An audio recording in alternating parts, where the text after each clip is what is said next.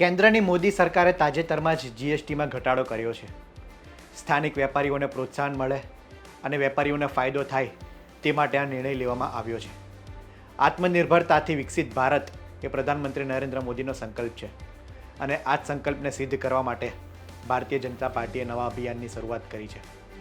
25 સપ્ટેમ્બરથી 25 ડિસેમ્બર 3 મહિના સુધી ભારતીય જનતા પાર્ટીના ધારાસભ્ય, નેતાઓ અને અન્ય લોકો એ લોકોના ઘરે, દુકાનોમાં જશે અને સ્વદેશી વસ્તુ અપનાવવા માટેનો સંકલ્પ લેવડાવવામાં આવશે. આત્મનિર્ભરતા સંકલ્પ અભિયાનની શરૂઆત એ કરવામાં આવશે અને 3 મહિના સુધી આ અભિયાન ચાલશે. લોકો સ્વદેશી વસ્તુ અપનાવે, વિદેશી વસ્તુઓનો ત્યાગ કરે તેના ઉદ્દેશ્ય સાથે આ અભિયાનનો પ્રારંભ કરવામાં આવ્યો છે. કેન્દ્રીય મંત્રી સી.આર. પાટીલે આ અભિયાનની જાહેરાત કરી છે. ગાંધીનગર ખાતે યોજાયેલી ભાજપની પ્રેસ કોન્ફરન્સમાં કેન્દ્રીય મંત્રી સી.આર. પાટીલે જણાવ્યું કે 25 સપ્ટેમ્બર પંડિત દીનદયાળની જન્મજયંતિથી 25 ડિસેમ્બર પૂર્વ પ્રધાનમંત્રી અટલ બિહારી વાજપેયીની જન્મજયંતિ સુધી આત્મનિર્ભર ભારત અંતર્ગત સંકલ્પ અભિયાન કાર્યક્રમ ચાલશે. પ્રધાનમંત્રી નરેન્દ્ર મોદીએ કરેલા આત્મનિર્ભર ભારતના આહવાનને પગલે કોઈપણ વસ્તુ સ્વદેશી ખરીદવાનો આગ્રહ રાખવો. દરેક દુકાનદારોએ પોતાની દુકાનની બહાર ગર્વ સે કહો હમ સ્વદેશી હૈ નું બોર્ડ લગાવવું જોઈએ. ભારતીય જનતા પાર્ટીના કાર્યકર્તાઓ પણ ઘરે ઘરે દુકાને જે સ્ટીકર લગાવવાનો કાર્યક્રમ છે એ પણ કરી રહ્યા છે. આત્મનિર્ભર બનવા માટે લોકલ ફોર વોકલ એ સારામાં સારો રસ્તો છે અને મહાત્મા ગાંધીજી પણ આપણને સ્વદેશીની વાત કરતા હતા.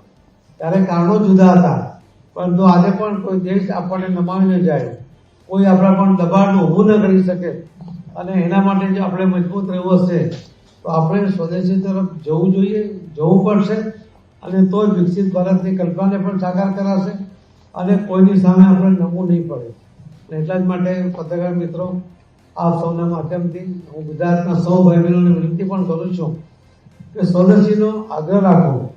ફક્ત દીવડા લઈને સ્વદેશી આપણે અપનાવ્યું છે એવો સંતોષ માનતા નહીં, પરંતુ તમારા ઘરની જો તમે લિસ્ટ બનાવશો કે તમે કેટલી વસ્તુ તમે સ્વદેશી વાપરો છો અથવા તો વિદેશી વાપરો છો, એ બંનેનો તમે લિસ્ટ બનાવશો તો તમને ખ્યાલ આવશે કે ધીમે ધીમે આપણા ઘરની અંદર પણ ઘણી બધી વસ્તુઓ વિદેશી આવી રહી છે, જેનો વિકલ્પ આપણા દેશની અંદર ખૂબ સારો વિકલ્પ છે, સસ્તો પણ છે, ક્વોલિટી પણ સારી છે.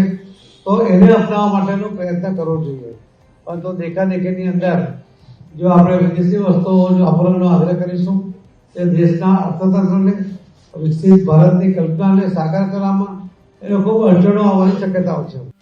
આ અભિયાનમાં લોકોને જોડવા કેન્દ્રીય મંત્રીએ અપીલ કરી છે. વર્ષ 2019માં પ્રધાનમંત્રી નરેન્દ્ર મોદીએ દેશવાસીઓને લોકલ ફોર વોકલનો મંત્ર આપ્યો હતો. લોકલ ફોર વોકલના કારણે ખાદીના વેચાણમાં ખૂબ મોટો વધારો થયો છે. સ્વદેશી ચીજવસ્તુઓની માંગમાં વધારો થાય તે માટે ભાજપના ધારાસભ્યો, કોર્પોરેશન અને પદાધિકારીઓને જવાબદારી આપવામાં આવશે. વિધાનસભા દીઠ સ્વદેશી ચીજવસ્તુઓના પ્રચાર પ્રસાર બાબતે આયોજન કરવામાં આવશે. આ ઉપરાંત આત્મનિર્ભર ગુજરાતથી આત્મનિર્ભર ભારત સુધીનો સંકલ્પ જાહેર કરવામાં આવશે. બ્યુરો રિપોર્ટ, ગુજરાત તક.